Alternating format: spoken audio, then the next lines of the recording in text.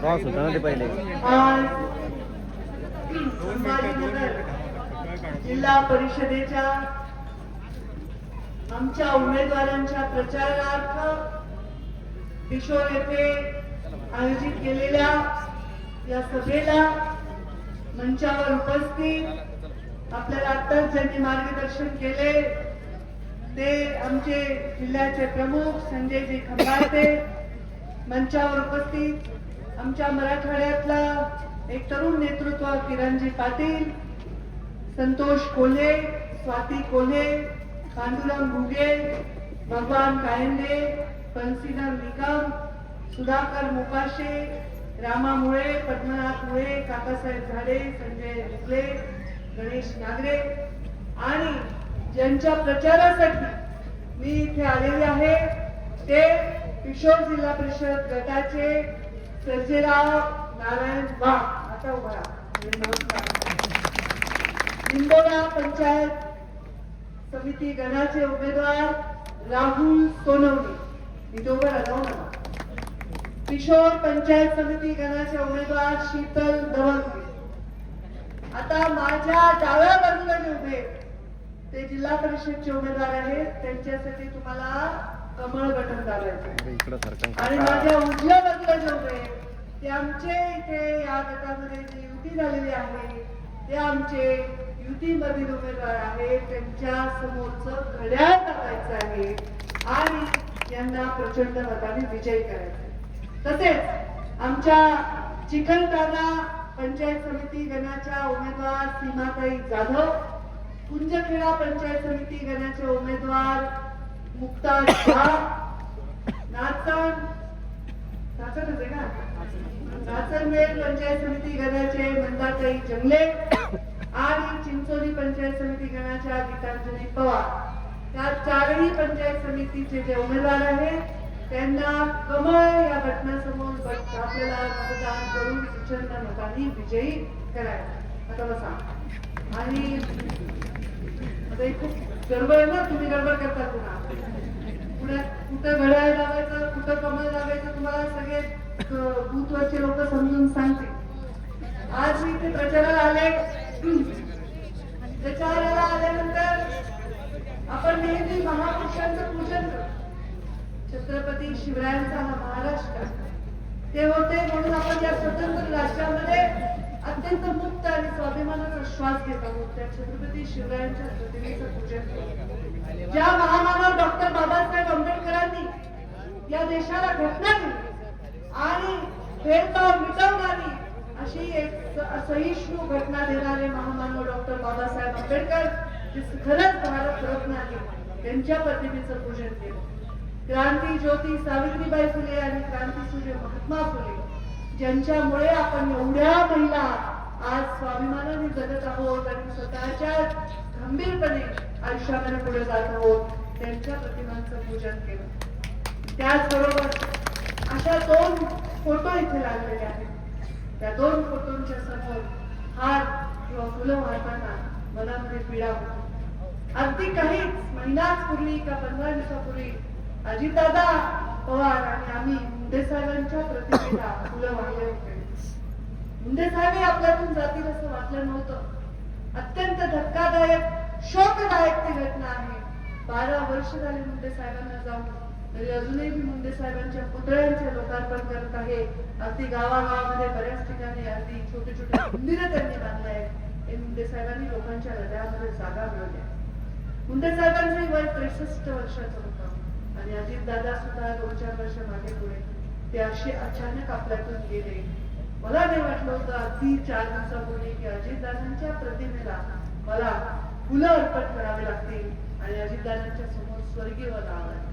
मनाला खूप खूप वेदना झाली. आपल्या सहकारी उपमुख्यमंत्री राज्याचे माझ्या घराच्या शासकीय निवासस्थानाच्या शेजारी त्यांचं शासकीय निवासस्थान, अगदी म्हणजे माझ्या रूम मधनं खिडकी दिसायची, दादांचे रूम दिसायची. दादा अत्यंत शिस्तीचे, सकाळी पहाटे लवकर उठायचे, रात्री लवकर झोपायचे, सगळे काम वेळेवर करायचे. आणि आज खूप खूप काम त्यांना करायचं असताना त्यांनी अशी एक्झिट घेतली ती अत्यंत वेदनादायी गोष्ट आहे. आज त्यांना आदरांजली व्हायची म्हणजे काय, तर चांगलं काम करून दाखवायचं. राष्ट्रवादीच्या कार्यकर्त्यांनी या ठिकाणी जे आमचे दोन्ही पंचायत समितीचे उमेदवार आहेत त्यांचा आणि आमचे जिल्हा परिषदचे उमेदवार यांचा अत्यंत कंबर कसून प्रचार करून त्यांना विजयी करायचा, हीच खरी आदरांजली आपण आम्ही वाहू असं मी काम करतो. सकाळी मी जेव्हा निघाले, मी मुंबईवरनं संभाजीनगरला विमानाने आले. छोटं विमान होतं आणि तिथून पुढे हेलिकॉप्टरने सभा घेतल्या. बरेच लोक खूप अंधश्रद्धाळू असतात. बरेच लोक राजकारणामध्ये किंवा मोठ्या क्षेत्रामध्ये मोठ्या मंचावर मोठ्या पदावर गेल्यानंतर ते स्वतःच्या जीवाला खूप जपतात आणि अजितदादांची घटना झाल्यामुळे बरेच लोक आपल्या आधी ज्योतिषाला वगैरे विचारले. खूप लोक सांगतात प्रवास करू नका, टीव्हीवर सांगायला लागले, युट्यूबवर सांगायला लागले, 1 महिन्यापूर्वी विमानाने प्रवास करू नका. सकाळी मी विमानतळाकडे निघाली, माझ्या आईचा फोन.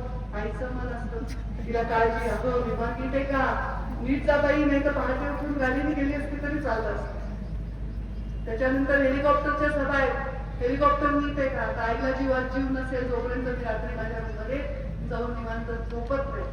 आईचं मन आहे. कार्यकर्त्यांचं, ताई विमानाने प्रवास करू नका, ताई हेलिकॉप्टरने प्रवास करू नका. मी सांगितलं अरे आम्ही विमानाने किंवा हेलिकॉप्टरने प्रवास करतो हे वैभवासाठी नाहीये, हे तुमच्यापर्यंत आम्ही पोहोचावं म्हणून आहे. आणि मी जर सभा रद्द केल्या स्वतःच्या जीवाचा विचार करून किंवा घाबरून तर माझा कार्यकर्ता काय करेल, आता त्याला ऊर्जा कोण देणार हा प्रश्न. म्हणून या सभांसाठी मी आले. आता जीव मुठीत धरून प्रवास करायले. तुमच्या सगळ्यांचे आशीर्वाद, तुमच्या सगळ्यांचं प्रेम हे नक्कीच आम्हाला नखाएवढी पदीचा होऊ देणार नाही हा मला विश्वास आहे. पण तुमच्या सगळ्यांसाठी मी काय ताई, तुमची सगळ्यांनी फरक पडेल. ताई तुमच्या येण्याची ही आमच्या वातावरण निर्मिती होईल. ताई तुमच्या येण्याने विजय निश्चित होईल.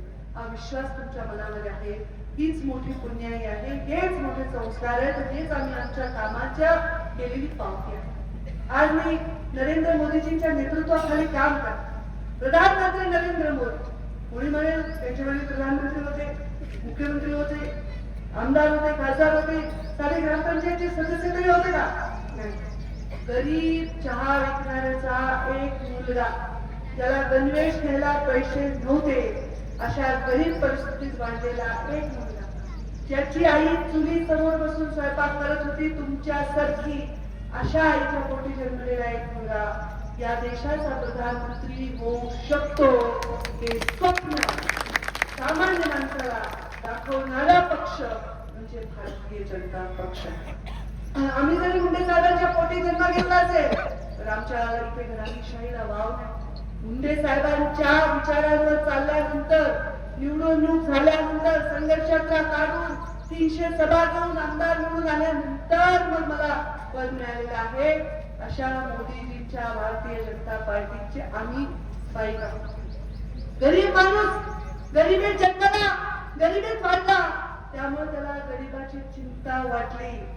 त्या व्यक्तीने गरिबांपर्यंत योजना पोहोचाव्या म्हणून जनधन केलं. जनधन म्हणजे काय, तुमच्या सगळ्यांचे अकाउंट उभे केले. आता हे जर अकाउंटच नसते तर तुमच्यापर्यंत लाडकी बहिणीचे पैसे आले असते का? मागच्या मागच लंपास झाले असते, कोणी करून घेतले असते. हे काँग्रेसचे मोठे नेते म्हणायचे की माझ्या दिल्लीतून पाठवलेला 1 रुपया गावापर्यंत जाईपर्यंत फक्त त्याचे 15 पैसे होतात. म्हणजे मधला पैसा जो आहे तो गहाळ होतो, लाभार्थ्यांच्या हातापर्यंत पोहोचत नाही, गरिबांच्या हातापर्यंत पोहोचत नाही. म्हणून जनधन सारखी योजना त्यांनी केली.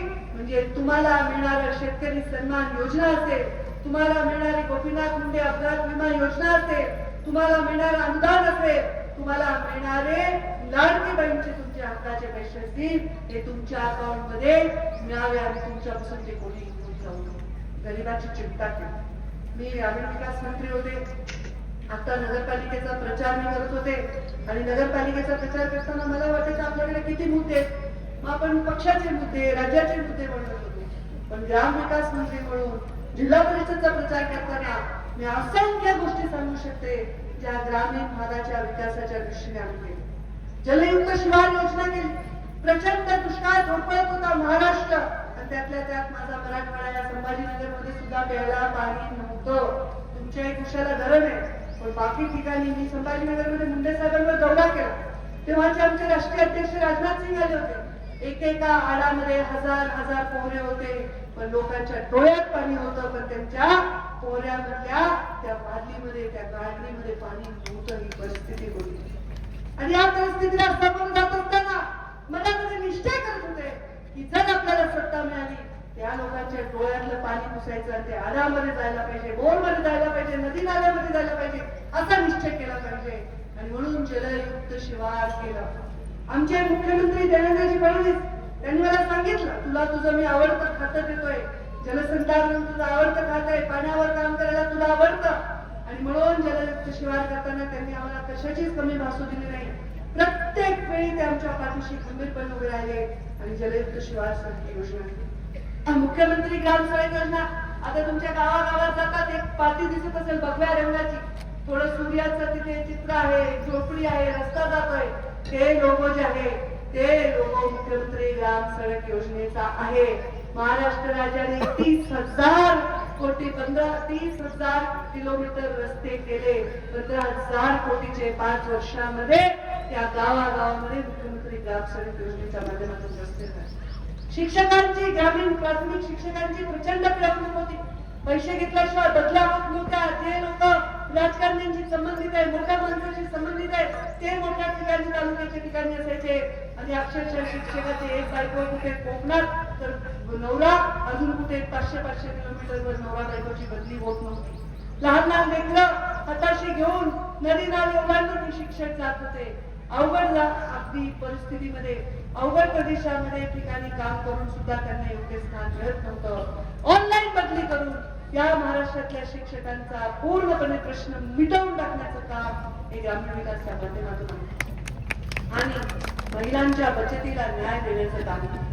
ही महिलांची जी बचतीची क्षमता तिला न्याय देण्याचं काम करते. Maharashtra state livelihood mission, Maharashtra ग्रामीण जीवन उन्नती अभियान याच्या माध्यमातून हजारो नाही लाखो बचत गट तयार केले. तुमच्याकडे काही बचत गटाच्या महिला इथे उपस्थित असतील. या बचत गटाच्या महिला जेव्हा संभाजीनगरला नरेंद्र मोदीजी आले होते तेव्हा नक्की आपल्या भागातल्या महिला आल्या असतील. मोदीजींनी येऊन कौतुक केलं. 4,500 बचत गटापासून 4.5 लाख बचत गटापर्यंतचा आपण प्रवास केला आणि या महिलांना 0% व्याजाने कर्ज देण्याचा निर्णय घेतला. आता 0% व्याजाने कर्ज का दिलं? कारण एवढा दुष्काळ होता. या दुष्काळामध्ये शेतकऱ्यांना कर्ज परतवता करत नव्हतं. शेतकरी आत्महत्या करत होता, कर्जमाफीची मागणी करत होता. अशा परिस्थितीमध्ये आढावा घेतला. एवढ्या दुष्काळात सुद्धा 99.99% कर्ज वापस केलं असेल तर या महाराष्ट्राच्या 72 बचत गटाच्या महिलांना दिलं. म्हणून त्यांच्या हाताला शक्ती देण्याचं काम हे आम्ही या निमित्ताने केलं आणि 4.5 लाख महिलांपर्यंत आम्ही पोहोचलो. त्यांना आम्ही 0% व्याजाने कर्ज देऊन त्यांच्या पायावर उभं राहण्याची संधी दिली. आता हे सगळं करायचं म्हणजे सत्ता लागते. देशात सत्ता आमची, राज्यात आमची सत्ता आहे, जिल्ह्यामध्ये सुद्धा आमची सत्ता आली. कारण आता संभाजीनगर महानगरपालिकेमध्ये तर आलीच आहे. आजूबाजूच्या सगळ्या महानगरपालिका बघा, मुंबई असेल, पुणे असेल, नाशिक असेल, संभाजीनगर असेल, जळगाव असेल, म्हणजे मी कुठलं नाव घेऊ, सगळ्या ठिकाणी भारतीय जनता पार्टी मोठ्या संख्येने विजय मिळवत आहे. तर आपल्या या जिल्हा परिषद मध्ये सुद्धा आपण विजय मिळवला पाहिजे का नाही? तुम्ही खूप शांत सोडवळ आहे, तुम्हाला मी बोललेलं कळेल ना. इतकं शांत सभा मुंडेंची मला तर सवय मिळेल. हे काटे ओरडत असतील, वाघीण आली, बाया मस्त आपल्या हातवर वगैरे करत असतात. तुम्ही इतके शांत बसले, इतके शांत, कारण वातावरण गंभीर आहे. सुरुवात गंभीर झाली, दादांना श्रद्धांजली वाहिली. मनामध्ये तुमच्या पीडा आहेत, पण ही पीडा आपल्याला घालवायची असेल तर आपल्याला त्यांना जे अपेक्षित आहे ते करायला पाहिजे. आपण आमच्या 2 घड्याळ आणि बाकीच्या कमळावर मोठ्या संख्येने मतदान करून आमच्या उमेदवारांना विजयी करा आणि तुमची उद्याची विजयाची वाट मोकळी करून घ्या. आमचा विजय म्हणजे तुमचा विजय. बरोबर नाही यारी? बरोबर आहे नाही? तुम्ही तर बोला ना, तुम्ही तरी बोला. यारी तुम्हाला घाबरत नाही. लाडकी बहीण आहेत का नाही? कोण कोण आहे लाडक्या बहिणी सांगा बरं, हात वर करा बरं. तुम्ही तर मुख्यमंत्र्यांच्या लाडक्या बहिणी आहेत, सगळ्याच म्हणाल्या तुला. तुम्ही तर मुख्यमंत्र्यांच्या लाडक्या बहिणी आणि मुख्यमंत्र्यांचे लाडके मिळवले बरेच का? बहिणीचे पैशाकडे लक्ष नाही ना? हा, नाही तर ते मला थोडे आते बिलकुल हातवायचं नाही. हे बा, साधा भाऊ असला वाळका पिळका किडका जरी तरी आपण सांगत असतो भावाला सांगेल हे तर मुख्यमंत्री आहे, तुमची तर फारच टाईट झाली असेल कॉलर, मी मुख्यमंत्र्याची लाडकी बहीण आहे. बरोबर पैसे वेळेवर मिळतात की नाही? आता मला सांगा, नेहमी विचारते तुम्हाला राखी पौर्णिमेला भाऊला तुमचा भाऊ येतो ना ओवाळून घ्यायला, किती देतो मावशी ओवाळणी भाऊ? किती आहे? 100. थोडं जास्त वाले भाऊ आहेत का? 500. त्याच्यापेक्षा काही नाही. 1000 वाले कोण आहे? गाडी भाऊ म्हणजे मोठा असेल बाबा, दुकानात दिसतो म्हणजे 1000 रुपये डोक्यावर पाणी घेऊ बर का. आता राखी पौर्णिमा आणि भाऊबीज मिळून किती झाले? 2000 भावाकडून मिळतात. कधी बाहेर गेलात तर साडी तुमच्या पसंतीची घेतली भाऊजाईनी तर बरे, नाही तर जशी मिळेल तशी. आणि त्याच्यावर काही ठेवत असतील, किती किती ठेवतात? किती? 500 म्हणजे 2500. साडीची किंमत 500 1000. आता मला सांगा, आणि आमचे देवाभाऊ किती देतात महिन्याला? मला जास्त माहिती. किती देतात? 1500. म्हणजे वर्षाचे किती झाले? वर्षाचे किती गणित करा? 18,000. 18,000 रुपये. बरोबर. म्हणजे सख्खा भाऊ 2000 रुपये वाढी देतो. माहेरी गेला तर भाऊजाई 2 निघून 1000 पटवतो. आता 3000 रुपये कुठं आणि 18,000 रुपये कुठं? मग आता ही बाई सोडल का लाडक्या भावाला? सोडल का? नाही ना. मग आता लाडक्या भावाचं चिन्ह कोणतं आहे? आणि 2 काय ते विसरणार का? नाही. हे पहा, सकाळी सकाळी मतदानाच्या दिवशी एकदम टाईट राहायचं, सरळ घराचं करायचं, पूजा बिजा. मी करते की रोज बघता ना व्हिडिओ माझे? कोण कोण बघते? काम करते मी, काम करतानाचे व्हिडिओ टाकते, टाइमपास नाही टाकत. मग ते तुम्ही बघता. मग सकाळी सकाळी मी पूजा बिजा करून सगळं जग चालवते ना. सकाळी स्नान बिन करा, पूजा करा, नाश्ता पाणी बनवा, छान मंग वाजायला पाहिजे घरामध्ये. पण नवऱ्याला खायला द्यायचं नाही. आधी मतदान करा, माझ्या भावाला करा, माझा भाऊ सांगेल त्याला करा, आमच्या ताईने सांगितलं त्याला करा, मग मी वाढणार म्हणायचं. बरोबर की नाही? बरोबर आहे ना? जसं आपण कुणाचं कर्ज ठेवत नाही ना, शेजारणीकडून दूध आणलं लगेच वापस करतो गोव्याकडे जाऊन, वाड्याची कडून उधारी घेतली लगेच पैसे देतो, शेजारी मैत्रिणीकडून काही साडी एखादी घातली तर बाबा माझ्याकडे लग्न आहे माहेरी, मला जर चांगली साडी पाहिजे, लगेच इस्त्री पिस्त्री करून वापस. आपण कुणाचं उधार ठेवत नाही. हे भरभरून प्रेम जे महाराष्ट्र सरकारच्या माध्यमातून आमच्या देवाभाऊनी तुमच्यावर केले, त्याचं उत्तर म्हणून तुम्हाला आशीर्वाद त्यांना दिला पाहिजे. संभाजीनगरची जिल्हा परिषद ही आमचीच आली पाहिजे. म्हणजे तुम्ही हाताने सगळ्या मागण्या, आता बाबांनी खूप भाषण केलं, ते संघाचे 3य वर्ष ते पूर्ण राज्य देशाच्या बाहेर गेले. आपल्या देशाच्या बाहेर जायचं नाही, आपल्याला किशोरमध्येच राहायचंय, आपल्या जिल्हा परिषद मध्येच राहायचंय. मग इथे शेतकरी आहेत, ते म्हणतील बहिणीवरच बोलतात ताई. आता तुम्हाला आहे का शेतकरी किसान सन्मान योजना? आहे का? मिळते का? किती आहे? अरे वरची पण नाश्ता करायला खोटं बोल नाही बाबा. आयाचं माणसं फरक बघा, तुम्ही थंकावून सांगायचं 2000 आहे बरे. टोटल किती आहे? मग थोडं काही 8 12, म्हणजे तुमचं काही बेकार नाही. एका घरामध्ये 12 आणि एका घरात 2 लाडक्या बहिणी असतील, किती पैसे चाललेत रे सरकारचे? तरी पुन्हा मतदानाच्या दिवशी बघू नका तोंडाकडा.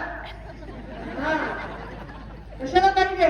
हे 12 महिने जी वाहती गंगा आहे या विकासाची गंगा आहे. त्या गंगेमध्ये हात धुतल्यानंतर कुठल्या गटारगंगेमध्ये हात धुवायची आपल्याला गरज नाही. आपण कुठल्याही चर्चा न करता विकासाचं मत आहे. आपला देश मोठाच आहे, आपलं राज्य मोठं आहे, पण हा किशोर मोठा नाही. 55 वर्षाची मागणी आहे तुमची की तालुका व्हावा. मी स्वतः बावनकुळे साहेबांकडे बैठक लावते, मला जे करता येईल. मी काही स्वतः गप्पा म्हणणार नाही, पण बावनकुळे साहेबांकडे बैठक लावते. तुम्ही इथल्या प्रस्ताव इथला पुढे करा. नक्कीच मी तुमच्या पाठीमागे उभे राहील. कारण छोटे तालुके बनल्याने त्या भागाच्या विकासामध्ये फार मोठं एक योगदान मिळत असतं.